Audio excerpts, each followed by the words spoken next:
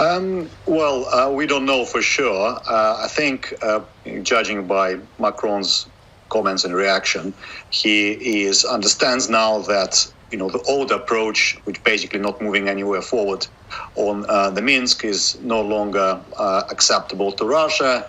The key question is the basic dilemma is that Ukraine doesn't want to implement Minsk because they don't like it.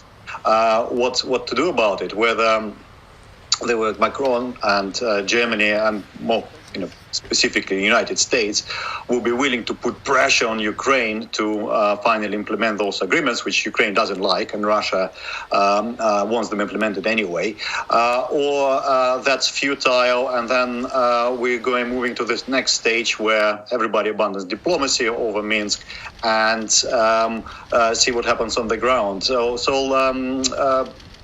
Both options are possible. I'm very skeptical that Ukraine will ever agree to implement Minsk, to be honest. It's not a matter of good relations to bad relations. It's a fundamental issue that Ukraine simply does not want to implement the Minsk Agreement. They think it brings in a Trojan horse inside Ukraine, gives Russia undue influence, gives a rallying point, institutionalizing rallying point for all the pro-Russian forces which are abundant in Ukraine but been kind of suppressed for the last 8 years. That thing is not going to go away. The key here is that whether Turkish president has any more power over that than French or the Germans, who's been in it for 8 years. I don't see that's changing anything.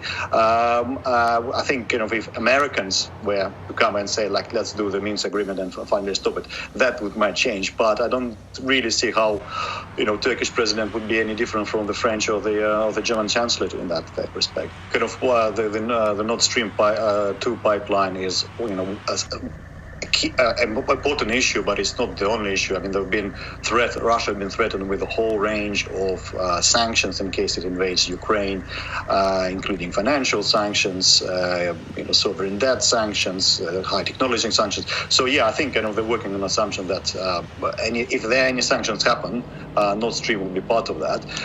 Interestingly, I think that America is bringing up Nord Stream. It's been against it for since its inception. Has been putting sanctions under it for a very long time. But Germany wants that pipeline, and that's kind of the bottom line. Is that we know that Americans don't want it, and they would love to use any excuse to scrap it. But Germans and Europeans more generally, particularly France and Netherlands, actually quite happy for that to go ahead. So if there were full invasion, Nord Stream 2 probably wouldn't come in operation, but that would only be a small part of the much larger problem of Russia's relations with the West. But I think this is one of the reasons why I think the kind of large-scale invasion was not going to happen anyway, because it just cost will be too severe for everybody. Mm-hmm. Certainly the whole talk of the invasion coming from imminent invasion coming from Washington and London in particular. Authorities have been trying to play it down.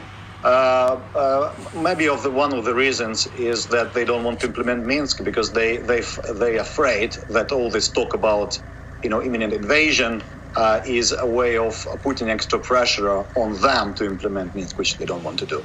So there is kind of discrepancy between perception of the imminent threat from Ukraine and from the United States and Britain. So we will see. They've been at war, but the war they have suffered very two humiliating defeats. In September 14 in Luhansk and in Baltsovo in February 2015. Since then, there's not kind of open up war. There were some kind of skirmishes, but not a full-scale invasion. Right. I think all the military analysts agree that if there's a full-scale invasion, Ukrainian military has no chance. Okay. So that's kind of why everybody's worried about it.